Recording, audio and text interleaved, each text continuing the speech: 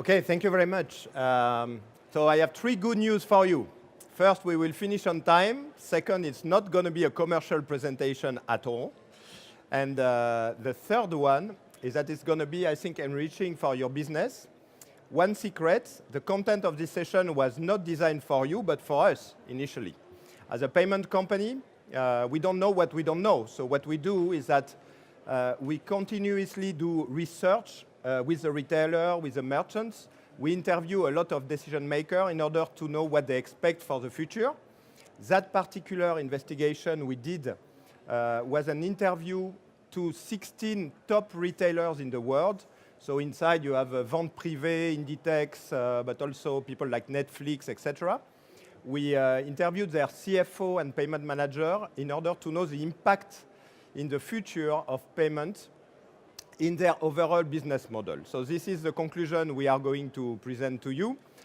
You don't have to take note because we have a document with the entire... Oh, you took my document. Oh, sorry. Yeah, it's all written here, so it's much more detailed than what we are going to present to you. Just outside on the left, you have plenty of them. So you can bring back this to your CFO or CEO, okay? Let's get started. With me, I have Padraig, with our VP Retail, who knows very well a lot of retailers. So here is a picture of myself and Padraig, useless. Here we are. Let's go with the first conclusion. We are going to go through 7 conclusions, okay? So the first change we feel in organization is that now payment is used as a competitive advantage. Padraig. Yeah, correct. Thanks, Nicolas. So when we looked at the payments business and how it's evolved over the last, certainly the last 10 years in the e-commerce world, traditionally payments was looked on nearly as a commoditized product or service, something that was a cost to the business. If it works well, it should work in the background, and it was nearly a race to the bottom on price. Whoever can give me the cheapest rates in terms of payment processor, that's who we should work with. And what we've seen in recent years, certainly in the last 4 to 5 years, is it's now been looked at as something that can give you a competitive advantage. So working with the right provider can help you increase your sales. You can use payment analytics to understand your customers' buying patterns, understand how you can improve your business performance.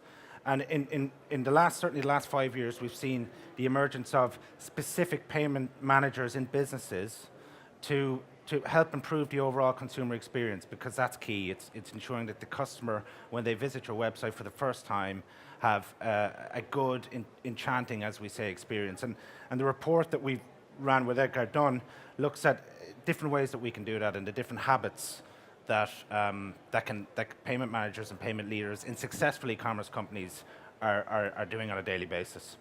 Yeah, so it's moving as a profit center. We know that payment can impact up to 15%, 1/5, the total turnover, so the top line of your company. We'll give you a few examples. For example, let's take one each. Yeah, so Get, I'm sure all of you are familiar with. They do a very good ride-hailing service. They have, I mean, when you register on the Get app, it's a very simple thing to register your payment method. They only ask for your payment details once.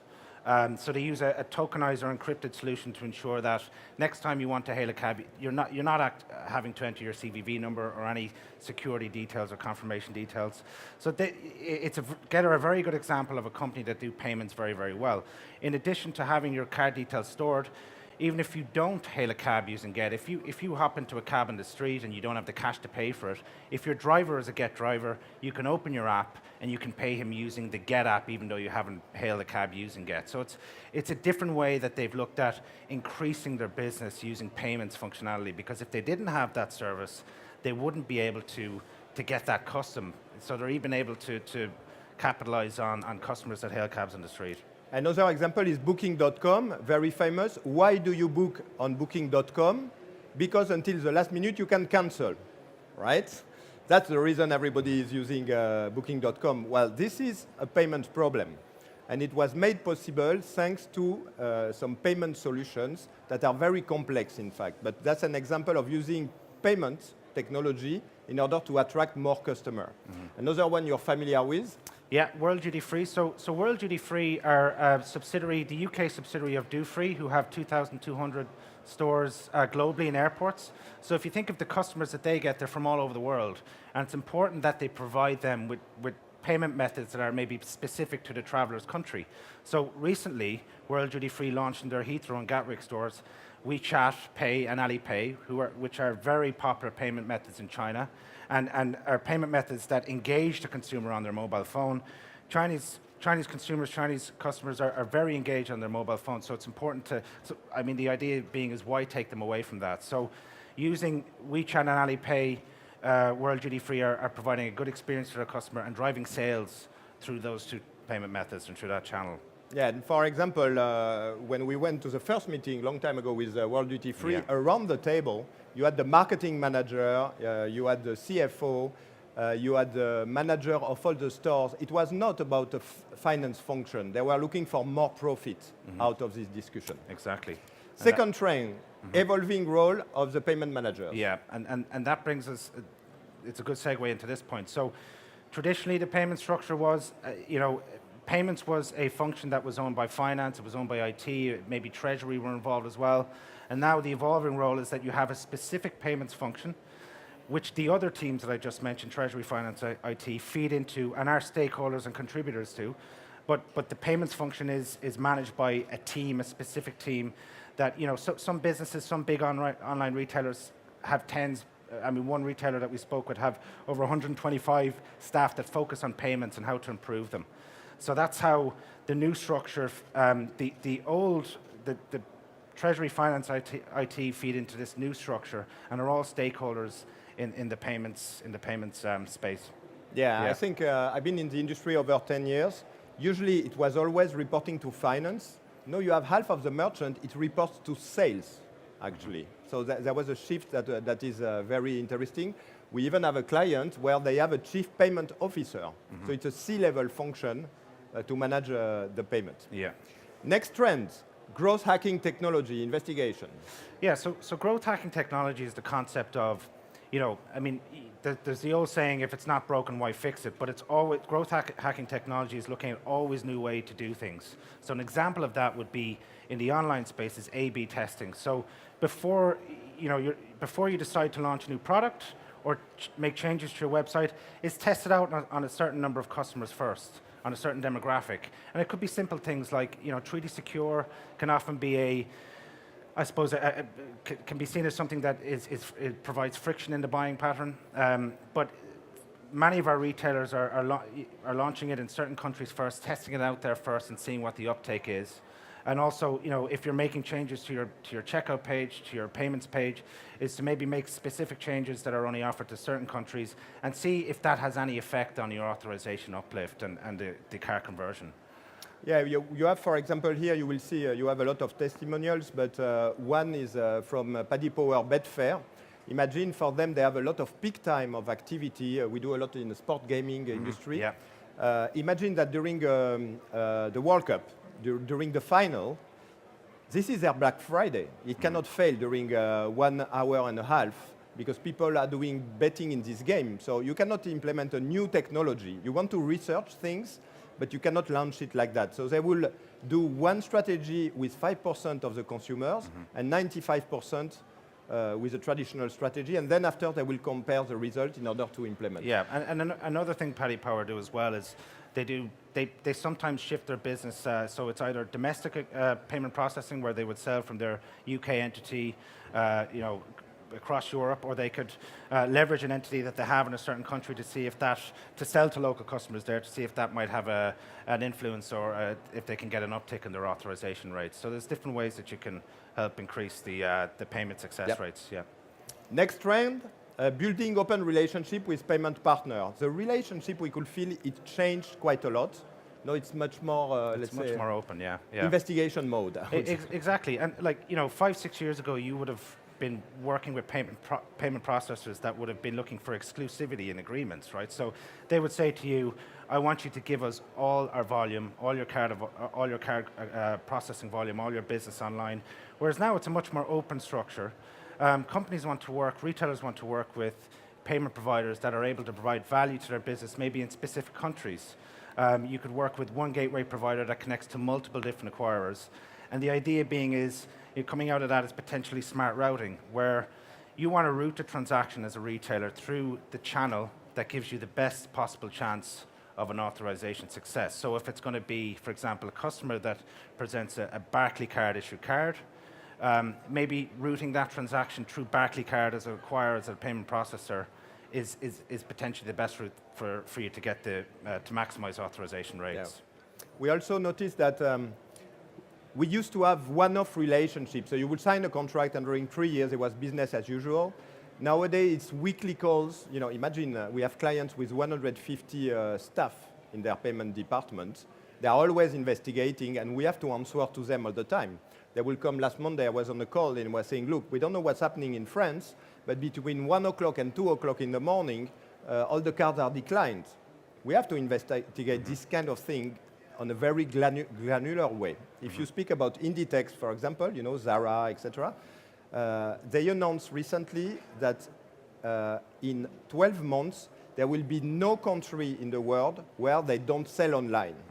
This means they are going to monitor every single country, every single hours, and they will ask their provider, they will demand more from their provider. I think the demand more thing is very important because it's not like you just choose a provider and that's it. Hey, I chose that one, I'm locked into a contract. No, you have to demand more from your provider. It's very important to, you know, to be on top of them and to bang Absolutely, on the table to all be the a pain, time. really. More. Yeah, be a pain, please. Yeah. Okay, Exactly. another conclusion is about delivering a positive experience. That's why we have the marketing people more and more involved. Yeah, and it's, so an example of this would be, you know, there's so many different methods of payment out there.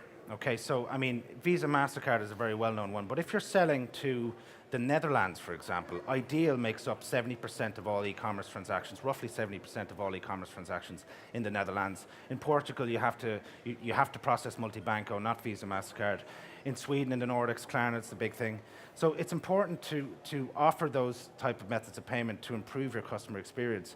One of our retailers that we spoke with said that even the order of the methods of payment in the drop-down box when you're on the checkout page, if their preferred method of payment isn't in the correct order in the top 2 or 3 for that specific country, it can have an impact on the experience that they have. Also, you know, if, for example, you'll take a ticketing merchant, if you're trying to get the last few tickets for a particular concert and you're noticing a delay, which often happens in the payments, in the checkout process, if there's a payment failure, it can provide a bad experience, and 27% of consumers that don't have a good experience on your website for the first time won't come back. And that's, you know, it's very important to be able to be on top of that. Yeah. Reverse way, for example, there is a testimonial of Inditex again, who decided to launch Apple Pay very early when it was just launched and nobody was using Apple Pay. I mean, there was a time in Europe where Inditex will offer Apple Pay on their web, but no card holder will use Apple Pay yet. The reason is that their marketing and communication department asked them to launch Apple Pay, to be one of the first one, in order to make a lot of noise and communication buzz on the social media about that. So if you look at this one in particular, the return on investment of launching Apple Pay was not there in the payment function, but it was somewhere else in the company. Yeah, and with Apple Pay, you know, for the Inditex example, it wasn't a huge investment for them to add it. They were never going to really get a huge return, but it was just about, you know, providing it and a good consumer experience, exactly. Okay, defining new performance indicator. That's very important. Yeah. So we mentioned alternative methods of payment, alternative forms of payment. You know, as I said, being able to provide your customers with their preferred method of payment that's country specific is very important.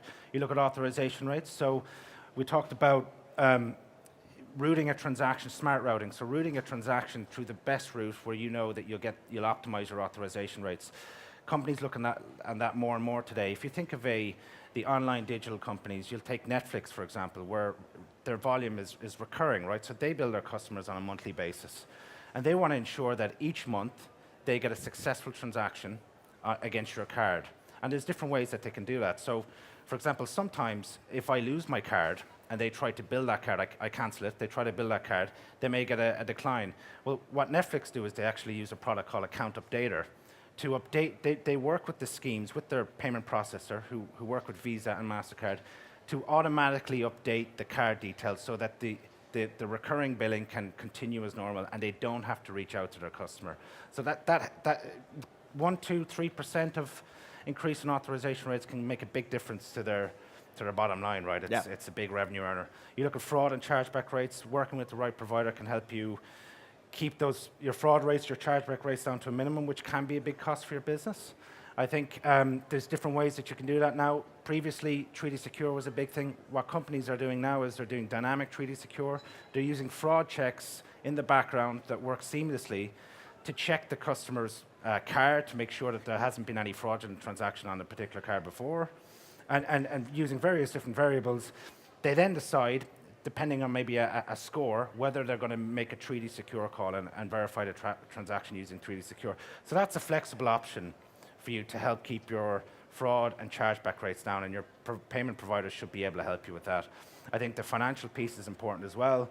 You know, when you look at the costs, as your business grows, you might have signed an agreement with a payment processor that could be 3 or 4 years old, right? And the rates that you were on 3 or 4 years ago, you might be processing a lot more volume now. So it's important to work with a provider that is flexible, can maybe provide you with tiered pricing as your business grows. Your costs come down for processing payments. And then, once again, the main thing is making sure that it all relates to good and results in a good customer experience. Another testimonial is from Paul, the VP product of Ticketmaster globally. Imagine you want to buy a Rolling Stone ticket because you're a fan of the Rolling Stone. You're waiting for this to be on sale. You finally get out of the queue, order the ticket, you're at the payment page, and something failed. You hate Ticketmaster for all your life. So as a result, they are monitoring every click on the payment page to know when it was down or cut or abandoned or declined, because they know the impact for the brand value is enormous of that. But that's the payment manager who is responsible for this cost of brand value. So these are very advanced KPIs. Mm-hmm. And finally, don't forget that some payment managers now have a P&L. So they have a profit and loss budget. They have a budget every year. So that's why they are monitoring, because they must show to the CEO what value they brought to the business. Mm-hmm. Next conclusion, merchants are back into control in payments. Yeah, so I think, you know, in terms of the overall discussion and what you'll see from our white paper if you pick it up, is that the successful e-commerce businesses do payments really, really well. And they keep grinding, keep working with their payment processors to ensure that they can get those incremental increases. For example, if you're launching to a new country, you need to be working with the experts that know, okay, if you're selling into this country, in some countries, Treaty Secure, verified by Visa is mandatory. You know, what's the average ticket price for retail e-commerce in that country? What kind of fraud risk variables should you be reviewing? So it's important to take control of those with your payment provider, push them on it, and ensure that they're providing you with a good partnership and they're being a partner within your payments function, I think, right? Yeah. So if you work in marketing, communication, if you're not working, by the way, who is working in payment here? Nobody, no? One good person. Great, congratulations. Yeah. Well, all the other, you should come back to your company and get your nose into the payment function, because there is money there to be made. There is uplift in sales. So that's your duty, especially if you're in charge of the top line, the sales, the marketing. You should go to the payment function and work together in order to upscale the business. How to do it? You have testimonials of a little bit less than 20 stars in the payment industry from major brands. So inside you have all the tricks and things you can implement in order to grow your business. And I think we are on time, right? Thank you. Thank you. Any initial questions from the floor? Anyone? Can I ask one, Nicolas? You talk about, quite rightly, some of the money that's in this process, the return on investment you can get. What would you say to some of the guys who might be retailers who are looking maybe in a non-expert way at some of the measures that are in the funnel or in the what should they be looking out for that would give them the signs that they need to be going, right, okay, I need to be trying to get a better business case together to maybe switch to you or some other payment provider? Well, first thing, it looks complicated. It is not. You know, this is one of those things like installing the Wi-Fi 10 years ago where you will ask your cousin to do it because you thought it was complicated and in fact it's super easy. Well, that's exactly the same. So don't be ashamed, get into payments. That's the first recommendation. The easy way to make more business is one, to give to the consumer what they expect to pay with. And this depends on the age, on where they are located. If you have an international business, as Patrick said, you know, in Holland, nobody wants to use a credit card.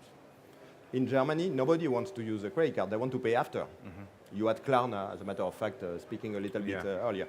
So that's the first thing you have to monitor. What do you offer at checkout? Forget about credit card. Look, in China, credit card is still majority in Europe, but in China, in 3 years, every consumer in China switched from credit card, China UnionPay, etc., to QR-based called Alipay, and it happened in 3 years. No, credit card is, you know, very residual. So be on top of that. So grow your business by offering what they want to. Second thing is monitor the decline, the rejection of payments. You know, sometimes you have everything in the market. It should be close to 100%. And if there is a decline because there is no fund on the card, for example, instead of saying, okay, bye-bye to this consumer, you say, do you have a PayPal account? Try to retain him. Offer alternative to payments. That's the second tip. Because, you know, you reach your checkout page, you really want to do this order, you know, with no fraud, okay? But if there was a decline, you want to retain. So do you have another card? Do you have a PayPal account? Yeah, exactly. You know, do you want to pay with Apple Pay? Try to retain this customer. Your provider should be able to do that. With those two, you're already winning 10%. Thank you. That's really good. Yeah. Some practical tips. Any other questions? Anybody? Payments is fun. This gentleman here wins a prize. He's going to get your report. I want to hear about the payment manager as well after. Thank you. So I came today to look at payment methods specifically because sorry, can you hear me? I came today to look at different providers for payment methods. But do you think you can sort of oversaturate carts by having too many options? Or would you say, because you're sort of saying offer them what they've got, but how do you analyse what you need to offer? Or, you know, we've got PayPal and we're also looking for direct card payments and things like Klarna, but can you oversaturate, do you think? Is that this your provider should know. You can download from our website country by country which are the top 5 you should offer. Yeah. Not a lot of providers are doing that because they only have 5 type of payment method. I have 160. So I can tell you exactly the ranking country by country or age range by age range of what should be offered on the checkout page, if you have their age. So you'd say have them all then, basically? You don't have to offer more than 4, 5 at the maximum to each consumer, right? But it depends on your sector. You have some payment methods for betting, for example, Ucash, which is a sort of wallet you can buy everywhere and put money in, is very well used because it's anonymous. People don't want their partner to see that they are betting. But to buy some shoes, it's okay. But for example, in fashion in Germany, people in fashion in Germany, they want to pay after receiving the goods. They don't want to pay before. So Zalando, for example, they always put a paper saying, try your shoes, send it back or keep it. And if you keep it, go to internet and pay. But it does not apply for airline ticket, for example. Mm-hmm. I think for airline ticket, it's another method of payment that is preferred. You will have corporate cards like Diners, American Express that are much more adapted to it. Yeah, and to make it country specific, right? So I mean, I think if you're selling to the Netherlands, you can use things like geolocation to see where your customers are based and then offer them the 3 payment methods of the most important methods in that market. It doesn't have to be all on the one page, right? Regardless of where your customer is based.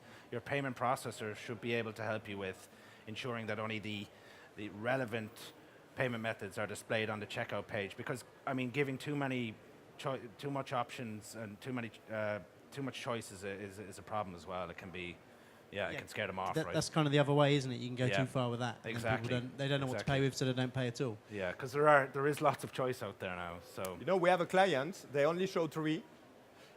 If the consumer abandons the page, there is a pop-up page with 3 more, saying, oh, you didn't find your payment option, but you know, Yeah. you want to try this. Thank you. Any more? If there's no more, I've got another one for you guys. Out of all the implementations you've done, what are some of the most dramatic effects you've seen? Where are the areas that you've seen most business impact, if you like, from doing this well? Just a couple of examples, Yeah. just real life There is examples. one big that we are going to mention the war here. You remember that Visa was down like in September on a Friday. In all the UK, nobody could use a Visa card, etc. In fact, they were not completely down. They were having some bandwidth problem. So they will give to every bank 10 seconds to send transaction and then move to another bank. If it was not a good 10 seconds, the transaction arrived and then it was rejected. So it was windows of 10 seconds to Barclaycard, to WorldPay, to Adyen, etc. For us, what was great is that we do cascading. So if it's a no with Barclaycard, I will try with SafeCharge, I will try with Barclay, etc. I try to keep this transaction by trying everywhere. Overall, in our customer base, we only had 9% less transaction than, because we have 22 acquirers connected to our gateway. So we are trying with everybody. We only had 9% less transaction than a regular day. People who had only one connection with one bank, they had only 10% of the transaction going through. So that really makes, imagine the money on a Friday night where people are buying games on Friday night, or they are validated an order that they look at the work and they are asking their partner, shall we buy it or not, and they pay. This is what's happening on a Friday night. Well, this is where Visa went down. Yeah. Yeah. With World Duty Free, the example I gave earlier. So with WeChat and Alipay, when we rolled those out for World Duty Free, the average transaction on WeChat Pay and Alipay is actually 4 to 5 times higher than on a Visa or MasterCard for Chinese consumers, right? So, and the reason for that being is when Chinese consumers come over here with their Visa, MasterCard or China UnionPay card, there are restrictions on the amount that they can spend every day and limits. So with WeChat and Alipay, there are no limits, so to speak, so they're able to buy more, right? So they've noticed an uplift in sales figures for the Chinese consumers. Imagine that they just spend during 2 weeks with their card, the card is burned, they don't have all the present to go back home, and just before stepping in the plane, they see a shop that finally accepts their preferred payment method. Yeah. They buy all the cognac and the perfume to bring back to their family. Yeah, exactly. So that's Big ones. Yeah. Big ones, yeah. Okay. Any more? Or should we wrap it up there? Can I thank you guys, Nicolas? Thank you very much. Padraig. Thank you for staying here. Thank you. Thanks for your insights. Really good. Really good. Thanks, Richard. Thanks a lot. Thanks a lot.